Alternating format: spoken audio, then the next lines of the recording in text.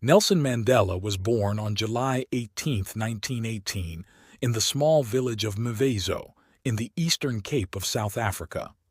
Born into the Thembu royal family, his father was a local chief and counselor to the monarch. Mandela's early life was steeped in tradition and ceremony, but his father's death when Mandela was just 9 years old changed his life significantly.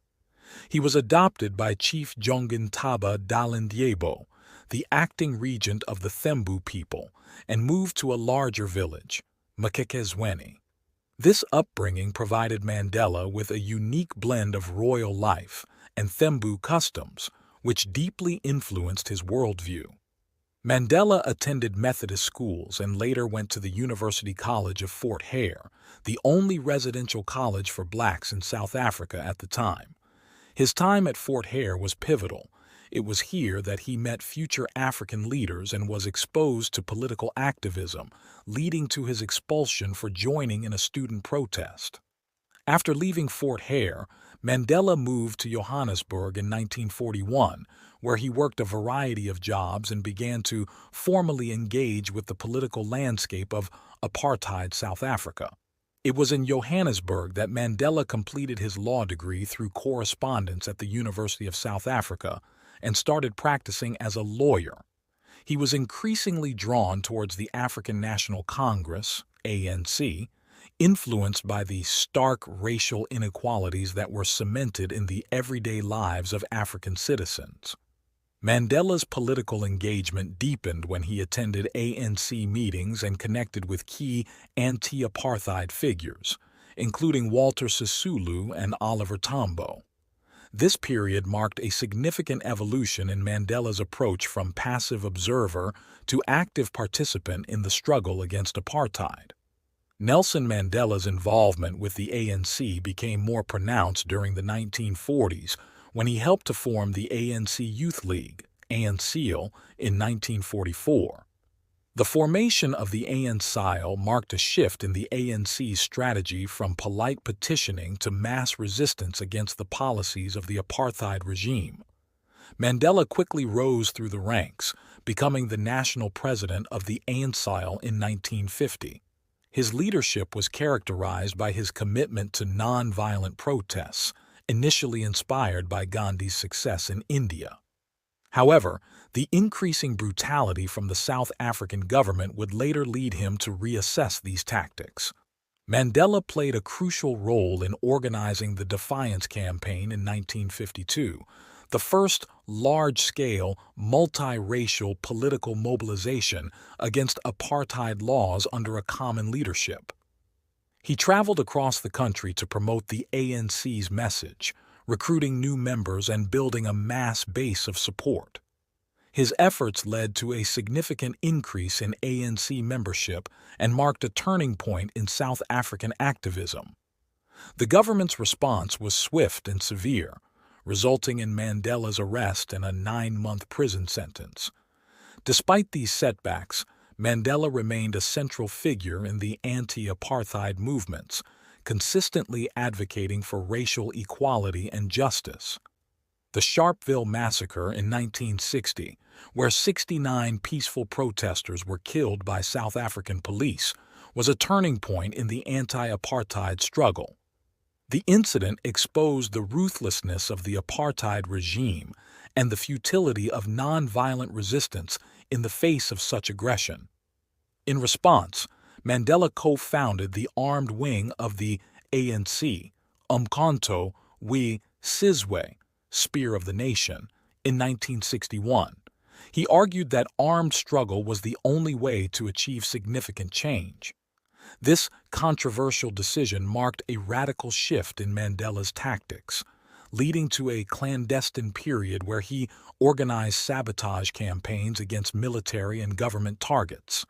In 1962, Mandela was arrested and subsequently sentenced to life imprisonment during the Rivonia trial, where he and other ANC leaders were charged with planning to overthrow the government. Mandela spent 18 years of his 27-year imprisonment on Robben Island, where conditions were harsh, and the treatment by prison warders was often brutal. However, Mandela's resolve did not waver. His leadership and resilience became symbols of the anti-apartheid struggle. On Robben Island, Mandela continued to be a beacon of hope and resistance for his fellow inmates and supporters worldwide, even as he endured personal and physical hardships. During his time in prison, Nelson Mandela was subjected to hard labor in a lime quarry. Despite the harsh conditions, Mandela found ways to empower himself and others. He secretly penned part of his autobiography, which was later smuggled out. Mandela also pursued further education, obtaining a Bachelor of Law degree through a correspondence course with the University of London. His leadership qualities shone even behind bars as he maintained strict discipline among his fellow prisoners and negotiated for rights and better treatment from prison authorities. He became a symbol of resistance and resilience, earning the respect of guards and inmates alike. Mandela's time in prison also shaped his views on reconciliation and unity, which would later define his presidency. By the late 1980s, South Africa was under significant international pressure to reform. The apartheid government, realizing the inevitability of change, initiated covert talks with Mandela in 1985. Despite his imprisonment, Mandela engaged in detailed negotiations for the end of apartheid. These secret discussions laid the groundwork for his release and the subsequent negotiations for South Africa's future. Mandela was released on February 11, 1990, walking out of Victor Verster prison hand in hand with his wife Winnie, an image that became iconic around the world. His release marked the beginning of a new era for South Africa, symbolizing hope and the potential for peace. Following his release, Mandela led the ANC in negotiations with the National Party government to end apartheid.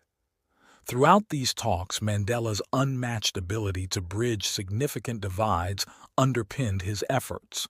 His strategy of reconciliation and inclusion was pivotal during the often tense negotiations.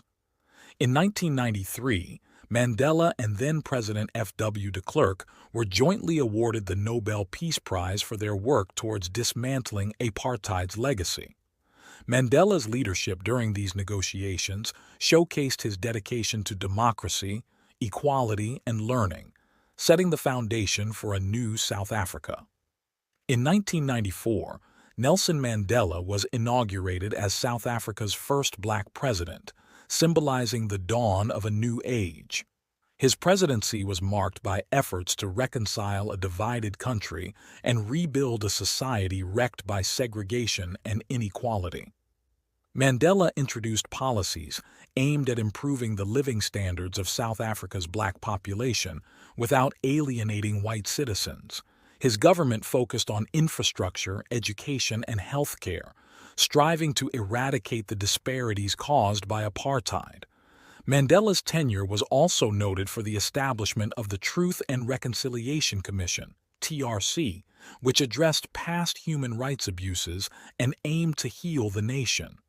After serving a single term as president, Mandela stepped down in 1999, setting a precedent for future leaders. His retirement did not end his activism.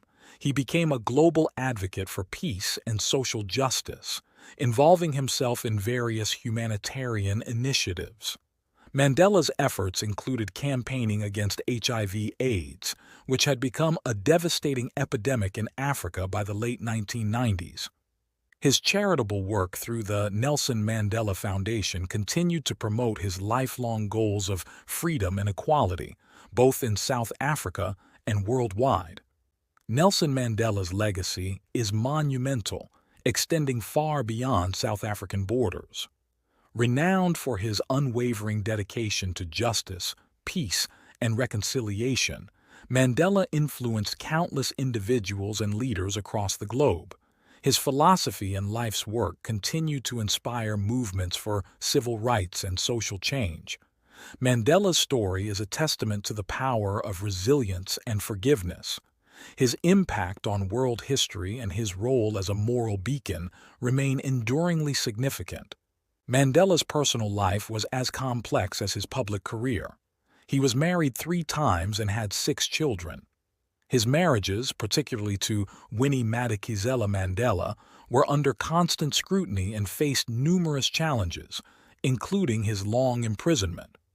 Throughout his life, Mandela's relationships with his family were strained by his commitment to political struggle. However, his personal sacrifices were instrumental in achieving his larger goals for South Africa. Throughout his life, Mandela received over 250 honors, including the Nobel Peace Prize, the U.S. Presidential Medal of Freedom, and the Soviet Order of Lenin. These accolades reflect global recognition of his contributions to the struggle against oppression and his tireless efforts towards peace and reconciliation. Each award highlighted his capacity to inspire hope and change, both in South Africa and across the world. Nelson Mandela passed away on December 5, 2013, at the age of 95. His death was met with a global outpouring of grief and commemorations, celebrating his life and legacy. Mandela's final years were marked by reflection on his monumental impact and ongoing influence in global politics and civil rights.